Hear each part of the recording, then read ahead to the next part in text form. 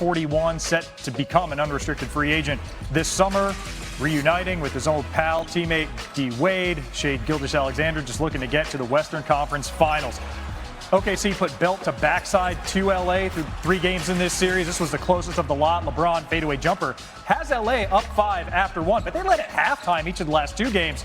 Start of the second quarter, A.J. Mitchell hits Alex Caruso, sparking a 17-0 Thunder run. I tell my dogs all the time, there's no reason to be afraid of the Thunder. I lie.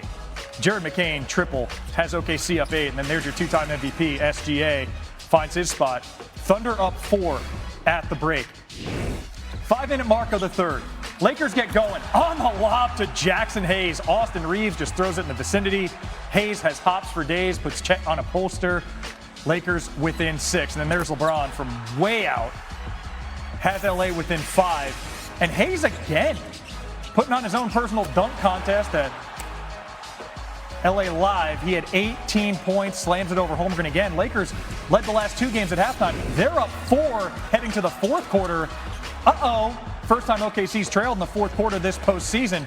3-point game here. Hayes with the denial.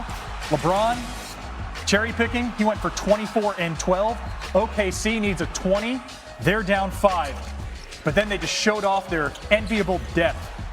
McCain, he had 13. He's the 14th highest paid player on this roster. You know who's 15th? A.J. Mitchell. He had 26. This guy's plus 14 year over year in playoff scoring average. And oh, by the way, this is a team that won a title last year. SGA in this series hadn't gotten more than 23 points in any game. He eclipsed that by a margin here. Thunder up 4. Getting late early for LA. Rui Hachimura, terrific from deep this entire playoffs. He was 4 for 8 in this game. That's a 4-point play.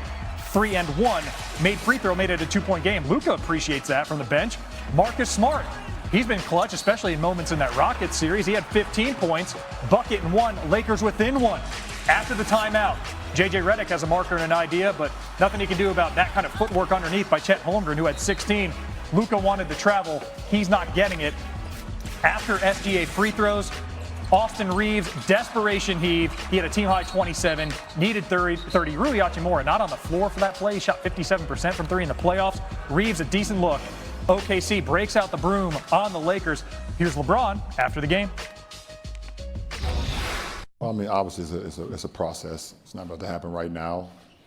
The process of thinking about the whole season and its brutality.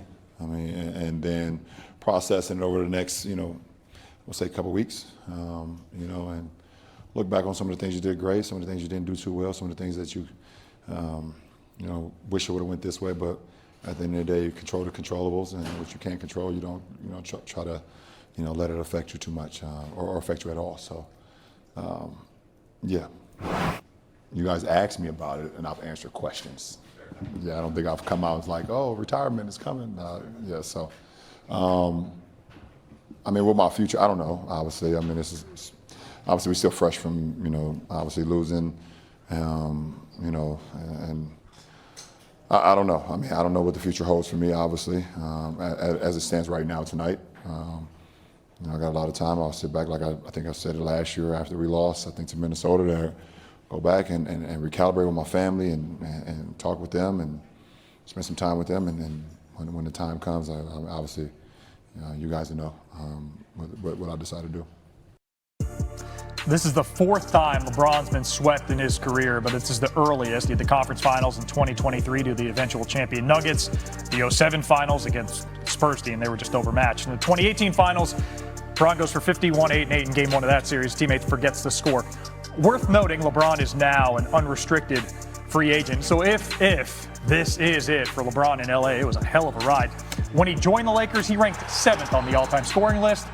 12,000 points later in purple and gold, he's the all-time scoring leader, passing Kareem on that memorable night, February 2023. More than 4,000 points clear of anybody else ever. In the bubble, 2020, LeBron brought the Lakers their 17th NBA title at the time. That tied the Celtics for most in league history. Also snapped a 9-year title drought for LA, their longest this century. And look, man, Father Time is and will remain undefeated, but LeBron's come as close as anybody to handing him a first L. Before Bron, there were only 5 30-point games by 40-year-olds in league history.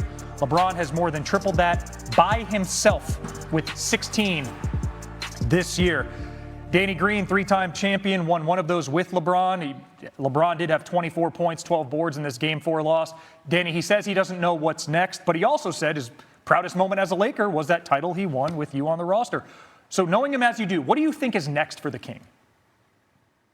I don't think he knows. I believe him. I think he just wants to get off his feet a little bit, relax, enjoy his family, his kids that he mentioned, golf, and then figure it out as it comes. You know, he's taking it step by step. I think he wants to be a Laker and finish his career here, but we don't know what's going to come about. You know, we don't know who's going to offer him what his farewell looks like. He doesn't know. So he's waiting to see. And he's going to weigh all his options, and he's going to choose the best one for him and his family, which he's always done. So he's done a great job with this league. It means the world to the league, a lot to the Lakers organization. And I'm sure they're going to try to give him, you know, the respect and loyalty he deserves and try to offer him something on his way out. But we'll see if somebody else comes with something better. Right, because this Lakers season ends in the conference semifinals, but as we mentioned, he is an unrestricted free agent. A lot of possibilities on the table. You know LeBron James well. You won a championship with him in 2020. If this is it for LeBron James in a Lakers uniform, how do you quantify what he's meant to this franchise? I mean, the Lakers organization's been pretty spoiled. They've had so many greats come through this building. You know, Magics, the Kobe's, the Kareems, the Shaquille O'Neals, the list goes on.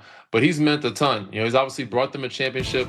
He's one of the best players to ever lace them up. So one of the best players to ever lace them up to come to this organization and turn it around when it was, I wouldn't say in the dumps, but it was definitely on the downfall. Things weren't going so great. And to be able to bring Anthony Davis here, win a championship, bring some other guys and, you know, fill the seats back up with tickets and excitement. Got Luka Doncic and Austin Reeves helped, you know, develop him. He's done a lot for this organization. But again, this organization has seen a plethora of talent come through it. But he's meant so much more to the NBA and the basketball world in general that, you know, people are going to love and support and give him the farewell he deserves. We'll be waiting with bated breath to see what King James decides in the coming weeks. Until then, Danny Green, thanks so much for the insight. Now, the Thunder, they may be on their way to becoming a dynasty.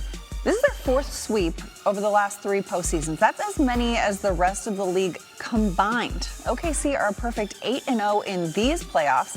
That's the longest win streak to start a playoff run by any team since 2017. New on SportsCenter, here's Shai Gilgeous-Alexander after the win. Shai, there's obviously going to be a lot of focus now on what's next for LeBron. For you, what was it like competing against him in a playoff series? And, you know, how much do you think he has left in the tank? Yeah, it was fun. It's amazing what he's doing out there at this age. Yeah, it's very impressive. It's hard to put into words. He's not very old in the grand scheme of life, but for the NBA, he's pretty old. And he doesn't seem like it out there. Like, he was a force. He was the top of the scouting report all series. His size gave us issue at times. He was impressive out there. I'm not sure we'll see anything like it again. His longevity and his greatness for this long. But, it was super fun. Glad I got to get 4 wins, for sure.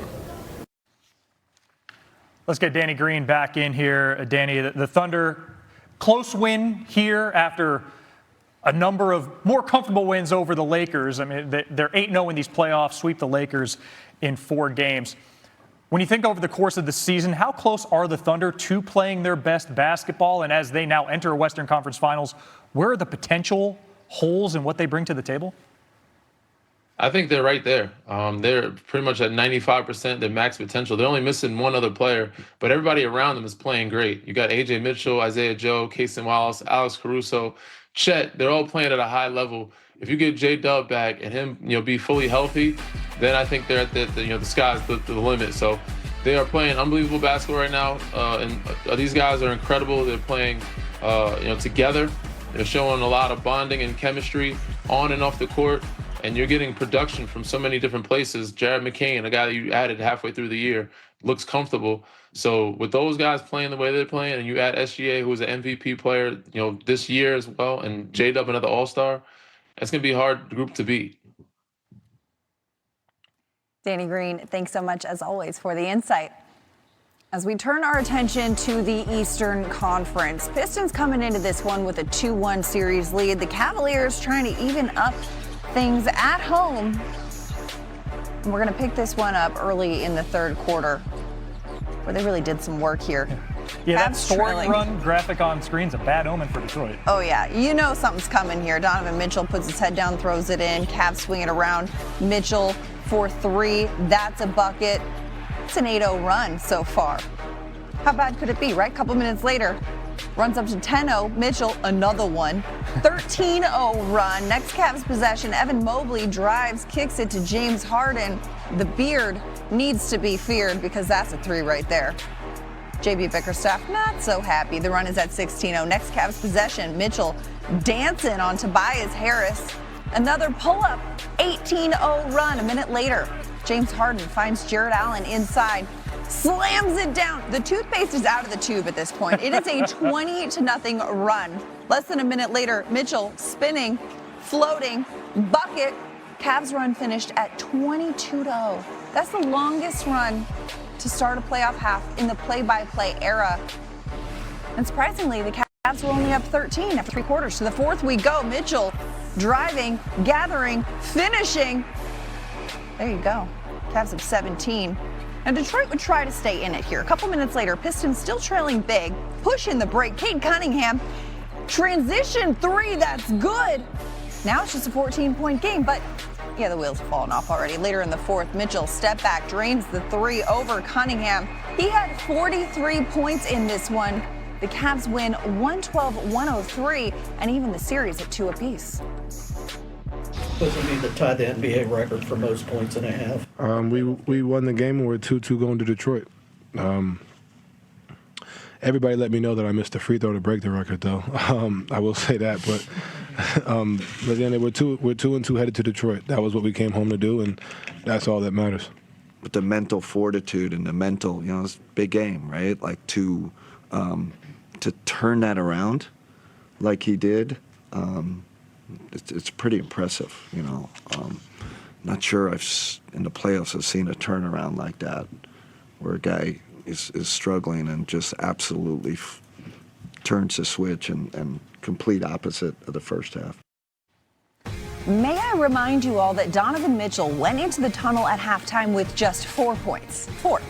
Then he scored 39 in the second half, which ties the NBA postseason scoring record for a half. This is the 4th 40-point playoff game in a Cavs jersey for Mitchell. Only LeBron James has more.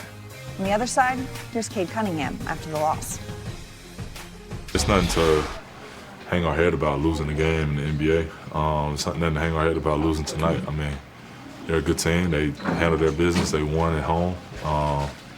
Now we get to go back, and there's a lot to learn from tonight.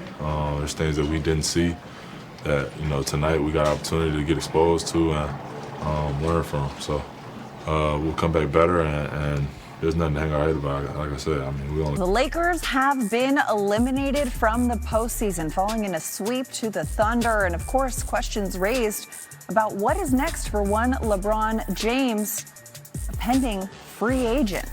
For more, we hear from his teammates, starting with Bronny James. Do you have any sense of where his head is at going forward? I have no clue. I'm not gonna lie to you. He looks like he can play another however many years, but he's been in the league since or longer than he's been out of the league. So it's insane. I think he should think about it and whatever he feels happy with him, do that. It's been super fun. I hope to continue to do that. He's taught me a lot. I owe him a lot for my career. Like I said, he's given me confidence every single day. After I missed the 3 to tie the game, he's walking by and he was like, hell of a shot, keep your head up. So just speaks to the character that he has, and whatever he does on the court, y'all seen it. I don't have to talk about it. Just the longevity of what he's been able to do is incredible, and the greatest play of the game. It's something special, and like I said, I don't take it for granted. Being a part of that, and I wish we could have done more. I could have done more for him, but we came up short, but like I said, I'm just blessed to be a part of it. He is a guy that, similar to what I said about the team collectively, it's like if you make a mistake on him, he's going to make you pay for it, and it actually helps you improve. Like you're a better team.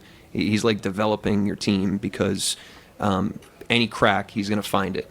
And, he's not the only player. We've played against the great players in a playoff series do that to you. They sharpen your blade, but the fact that he can do it at this stage of his career, even just the first 5 minutes of game one, was a great model for how you start a series, and so I just have the deepest respect for him, obviously. His career speaks for itself, but being up close and competing against him was a privilege, and like I said, deep respect for him and the rest of the team. We're joined now by ESPN NBA reporter Dave McMenamin. Dave, a lot of questions about what's next for LeBron James, but not a lot of answers just yet from him or his teammates. You caught up with LeBron, though, after the game. What did you gather on what could have been his last game with the Lakers? Yeah, Maddie, he definitely distanced himself from retirement talk. And in some sense, he also distanced himself from Laker talk. He answered a question during the press conference looking back at his Laker tenure, 8 seasons here, the longest stretch he's played with any team in his 23-year career, and talked about the pride he had winning the championship. But, this decision in some sense will be with the Lakers removed from the context here. He first has to gather and spend some time with his family and just decide for LeBron, the father, and the husband if it's the right decision for him to return and play NBA basketball. Then the question is going to be about whether the Lakers is the right fit. And he did point out that stretch in March, even though the team went 16-2, it was the first time in his career he's ever been asked to play a tertiary offensive role, and that was new for him. And then he also got kind of excited and bubbled up when he talked about his shifting back to being the primary role and making plays in the playoffs and winning a series against the Houston Rockets. We're going to see if the Lakers are going to be interested in him returning in any type of role, what type of salary figure that will be, and where he'll fit in with the rest of the roster, because there's a handful of other guys who will also be free agents. And beyond Luka Doncic, there's a whole ton of question marks about this roster next year. I'm going to go ahead and venture to say that we might have 1 or 2 more conversations about this topic in the coming weeks. Just maybe. But for now, Dave McMenamin, thanks so much for the insight. Let's take a look at Cavs Pistons game 4. Donovan Mitchell came into tonight averaging 29.7 points per game in this series, but it was kind of a rough start for Mitchell in the first half. Shot 1 of 8 from the field, 1 of 5 from 3, only 4 points in the first half. That's his worst career first half in the playoffs. As a Cavalier, Cavs would trail by 4 at the break. But third quarter, let's go. Mitchell heating up, drives to the rim, gets the deuce and the damage, fired up. The free throw puts the Cavs up 1. Next possession, great ball movement. Spida drains a 3. He's just getting started here.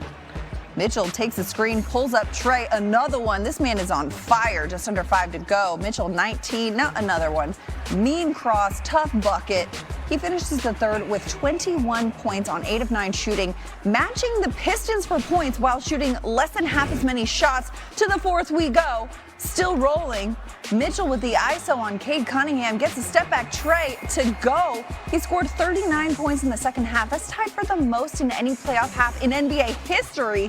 He'd finished with 43 in the 112-103 victory. Feeling around LeBron James, around the league, is that he's going to go at least 1 more season. What does LeBron want? I don't think anybody really knows. He would have some appetizing options.